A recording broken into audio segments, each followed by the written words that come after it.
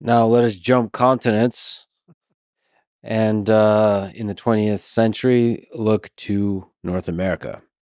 So you also have lectured about communism in America, the different communist movements in America.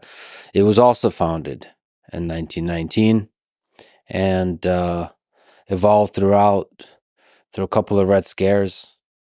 So what was the evolution of the Communist Party and just in general communists in America? Well, it's fascinating to observe this story because one longstanding commonplace had been that socialism has less purchase or radical socialism in the United States than in European countries.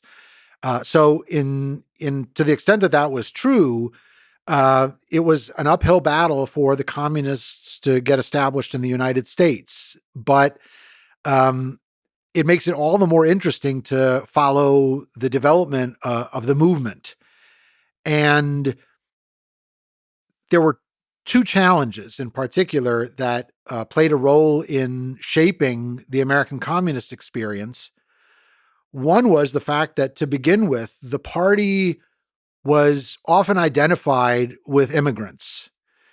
Uh, the communities that had come over across the Atlantic from Europe often had strong socialist contingents. And when this break happens within the socialist movement between radical socialists and more moderate socialists, um, there were fiery individuals who saw the opportunity to help shape the American communist movement. But the result was that for many American workers, they saw the sheer ethnic variety and difference of this movement as something that was unfamiliar. Um, it would only be with the rise to the leadership of the Communist Party of Earl Browder, a American-born political leader with vast ambitions for creating an American communist movement, that image would start to be modified. Earl Browder had a meteoric rise and then fall over the promise he made that went by the slogan, "Communism is 20th century Americanism." The notion was that communism could find roots in American political discourse and experience. Where Earl Browder fell afoul of other communists was in his expectations during World War II that it might be possible for the Soviet Union and the United States to make their current cooperation permanent and to come to some sort of accommodation that would moderate their rivalry. As it turns out, with the dawning already of Cold War tensions that would later flower more fully, that was unacceptable, and the movement divested itself of Earl Browder.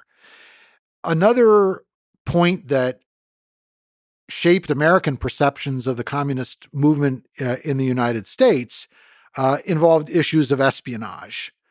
During the 1930s and the 1940s, American communists, not all of them, obviously, but select members of the movement were called upon by Soviet intelligence to play a historical role by gathering information, winning sympathies.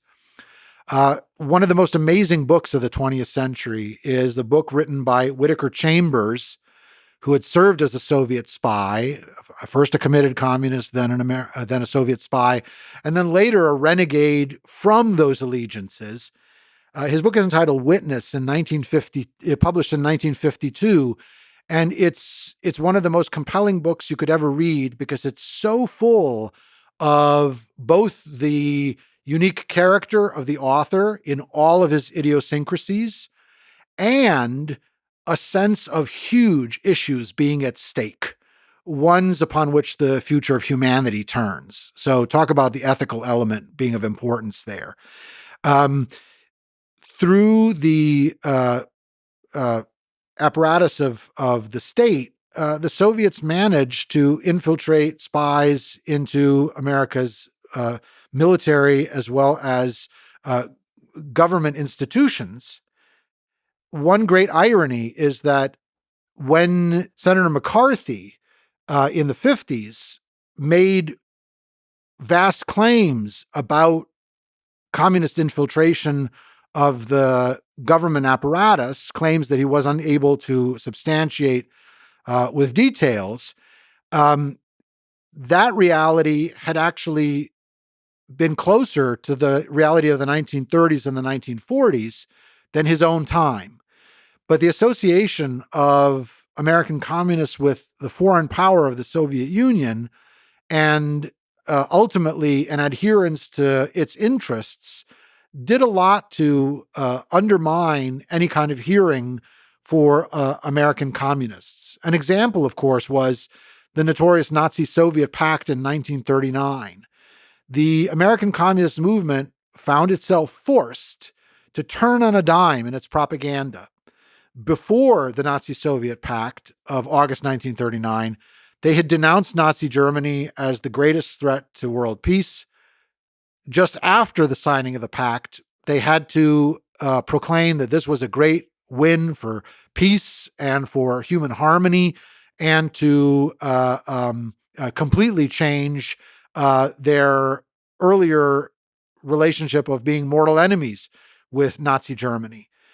There were many American communists who couldn't stomach this and who, in disillusionment, simply quit their party memberships or drifted away. But it's a fascinating story of the ups and downs of a political movement with radical ambitions in American political history.